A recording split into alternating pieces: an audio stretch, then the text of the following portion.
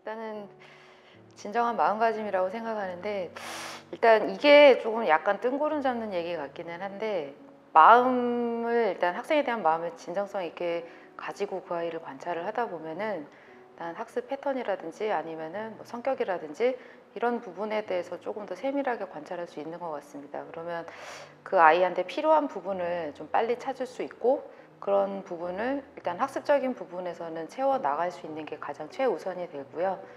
그리고 공부 외적으로도 뭐 진로라든지 아니면 사적인 부분에서 아이하고 공감해 줄 수 있는 부분을 많이 생각하게 되니까, 그런 부분이 우선은 같이 학원에서 공부하는 데 가장 필요한 것 같습니다. 완벽하게 다 채우지는 못하겠지만 어쨌든 학년별로 대략적인 학습 계획을 조금 세워두고 시작을 했었습니다. 그리고 그 학년별 계획이라는 거는 크게 이제 겨울방학, 여름방학, 그리고 학기 중 계획, 이제 이렇게 세분화시켜서 계획을 좀 세워놓고 그 부분을 최대한 학생들이 따라올 수 있게끔 좀 이끌었는데, 뭐 예를 들자면 겨울방학 같은 경우에는 여름방학보다는 시기적으로 좀 공부할 수 있는 시간이 많기 때문에 그 기간 동안 이제 1년 동안 해야 될 공부를 좀 미리 다 할 수 있게끔, 미리 한 번 이상 볼 수 있게끔 좀 학생별로 지도를 했고요.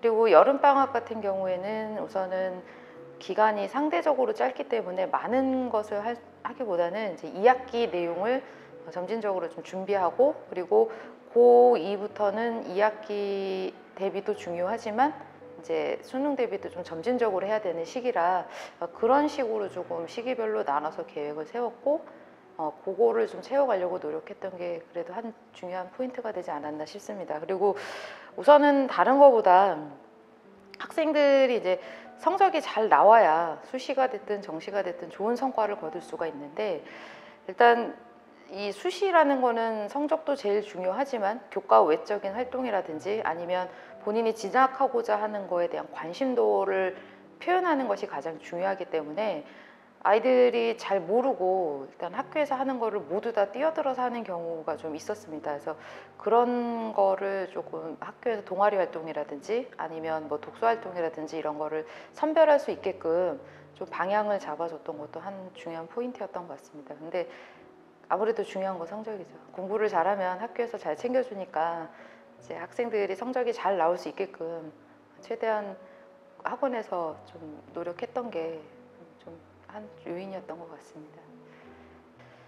이건 꼭 뭐 입시뿐만이 아니라 이거 어떤 일을 하든 간에 가장 중요한 부분 중에 하나인 것 같은데, 일단 목표의식이 확실하고요. 뭐 어떤 과를 가겠다 아니면 어떤 대학을 가겠다라는 목표의식이 확실하고, 그게 확실하다 보니까 좀 성실성도 남달랐던 것 같습니다. 근데 이 조금 잘못 짚으면 그냥 숙제만 한다고 성실하다고 생각을 할 수가 있는데, 그 성적이 좋고 또 그리고 결과가 잘 나왔던 아이들의 경우에 숙제를 하고 본인이 틀렸던 부분에 대해서 충분히 고민의 시간을 가지고 와서 학원 수업에 임했던 것 같습니다. 그러다 보니까 아무래도 본인이 몰랐던 부분에 대한 흡수력도 빠르고, 그리고 다른 비슷한 유형의 문제를 또 풀려봤을 때 적용하는 능력도 좀 남달랐던 것 같습니다. 근데 이 부분은 이제 상위권 학생들의 그런 특징을 꼭 상위권이 아니더라도 중하위권 학생들한테 똑같이 그렇게 할 수 있게끔, 똑같진 않더라도 좀 비슷하게 할 수 있게끔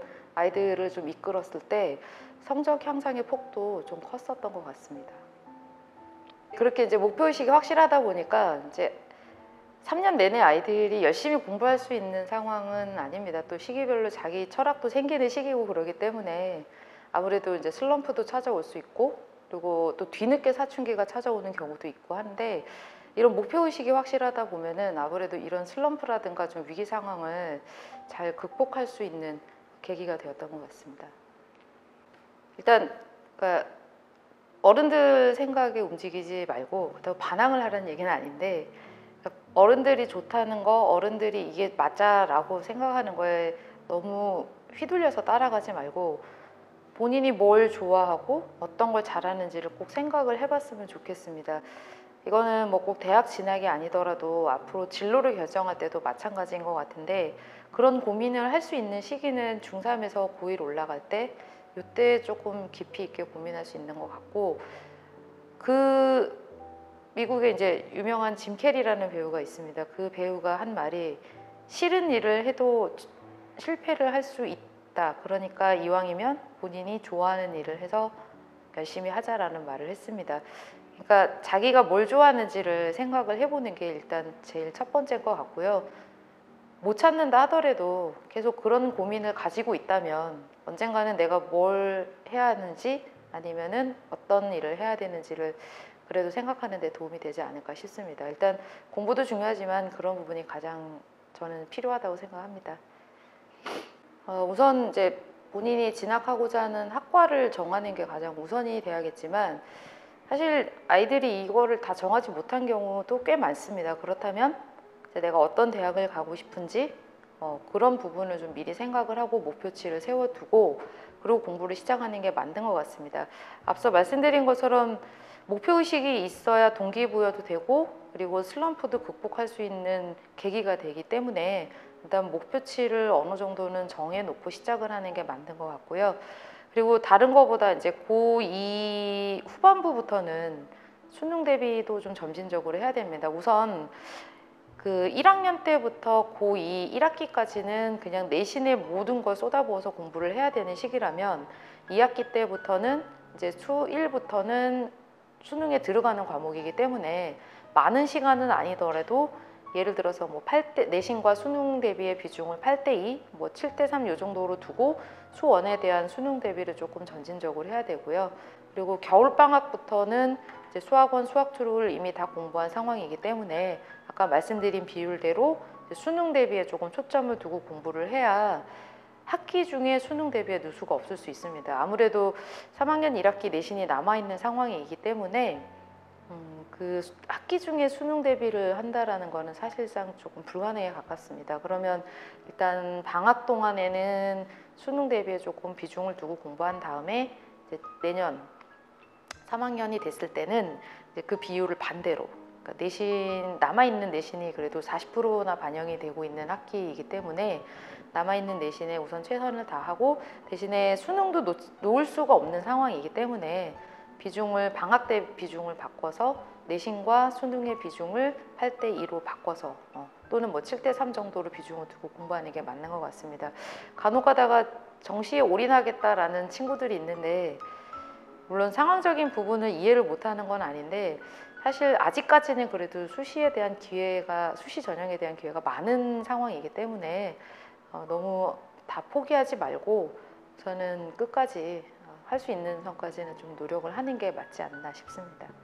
일단 열심히 준비해 왔기 때문에 그에 따라 좋은 결과가 있을 거라고 좀 믿고 자기 자신을 믿고 끝까지 최선을 다했으면 좋겠고 또 이 코로나가 창궐하고 있는 시기에 건강관리 그리고 혹시라도 좀 불미스러운 일 생기지 않게 좀 건강 관리에 좀 신경 썼으면 좋겠다라는 말을 전하고 싶고요. 그리고 열심히 했다고 자부하고 있습니다, 아이들. 저도 열심히 했고 아이들도 정말 그에 못지않게 열심히 잘 따라와 줬기 때문에 저는 항상 그 아이들이 잘할 거라고 믿고 있으니까 끝까지 좀 최선을 다하고 화이팅 했으면 좋겠다라는 말을 하고 싶습니다. 많은 친구들이 이제 생각이 많이 나는데 그 중에 이제 가장 기억에 남는 거는 사실 지금 이름은 정확하게 기억이 나진 않습니다. 근데 제가 강사를 시작하고 처음 받았던 학생인데 중2에서 중3을 올라가는 그 시기에 이제 같이 공부를 한 학생인데 수학 성적이 입학 당시에 16점이었습니다. 근데 이 아이가 중3 말 졸업할 때쯤에 정말 열심히 잘 따르고 공부하고 그래서 96점으로 졸업을 하면서 마지막 날 울면서 정말 앞으로 조금 더 열심히 할 거고 이렇게 공부할 수 있게끔 도와줘서 고맙다. 그리고 다른 거보다 자기 상황을 이해해 준 게 너무 고맙다라는 말을 한 학생이 있었습니다. 사실 그 학생도 성적이 올라서 기뻤겠지만 저도 강사를 처음 하면서 이렇게 아이들을 시키면 되는구나. 그리고 불가능한 게 아니구나라는 부분에 있어서 좀 자신감을 얻었던 것 같고요. 또 한 경우는 작년에 고3 학생의 경우인데 사실 아무래도 수학학원이다 보니까 이제 이과 친구들이 대다수 주류를 이루고 있는 와중에 문과 친구였는데 정말 3년 이상을 3년 이상을 성실하게 정말 꾸준하게 공부를 했던 친구인데 본인이 목표했던 과, 본인이 목표했던 학교를 진학을 하게 됐습니다. 물론 진학을 해서 기억에 남는 게 아니라 이 아이의 그 꾸준함과 정말 끊임없는 노력이 제가 좀 보고 배워야 될 만큼 대단하다. 그래서 나중에 아이가 합격하고 이제 고맙다라는 말을 하면서 이제 종강 이후에 이제 연락을 했을 때 그 아이의 모습을 보면서 어린 아이지만 저런 부분은 성인들도 좀 본받아야겠다. 뭘 하든 간에 본인이 목표한 바를 정말 끝까지 물고 늘어져서 최선을 다하는 모습, 이거는 정말 필요한 부분이 아닐까라고 생각을 했습니다. 그냥 강사로서 제 임학을 시작할 수 있었던 계기가 됐던 것 같습니다. 근데 그 전에는 좀 힘만 잔뜩 들여서 그렇게 해서 뭐 수업을 하든지 학생 관리를 좀 하다 보니까 또 시기적으로 그때는 또 아이들을 엄하게 할 수 있었던 시기였기 때문에 좀 틈을 안 주고 그냥 무조건 엄하게만 하고 그렇게 했던 것 같은데 지금은 일단 뭐 꼭 그렇게 힘만 들여서 되는 부분이 아니라는 거를 알고 또 수업적인 경험치도 있기 때문에 그 부분을 녹여서 새로운 뭔가를 이제 생각했던 바를 제가 할 수 있었던 계기가 됐던 곳이었던 것 같습니다. 일단 수학 공부하는 부분에 있어서 좀 말씀을 드리자면 제가 생각하기엔 수학은 좀 등산하는 거하고 같습니다. 그냥 오르는 과정 자체가 너무 힘들고 괴롭고 지치고 이렇게 많이 어렵다라는 생각을 가질 수 있는데 대신에 이제 그런 과정을 좀 꾹 참고 차근차근 매일매일 좀 열심히 하다 보면 그때 그 정상에 올랐을 때 그 쾌감은 산의 정상에 올랐을 때 비할 바는 아닐 것 같습니다. 정말 아이들이 가끔 가다가 1등을 한다든지 이랬을 때 그 표정과 그 마음의 기쁨 정도를 보면은 일단 수학은 조금 차근차근 지금 좀 본인의 실력이 좀 불만족스럽다 하더라도 지금 불만족스러운 상황에서 어떤 부분이 약한지를 어떤 부분이 힘든지를 조금 생각을 하면서 공부를 하면 충분히 좋은 결과로 이어질 것 같고요. 사실 뭐 이런 부분은 꼭 수학 공부하는 데만 가져야 되는 마음가짐은 아닌 것 같습니다.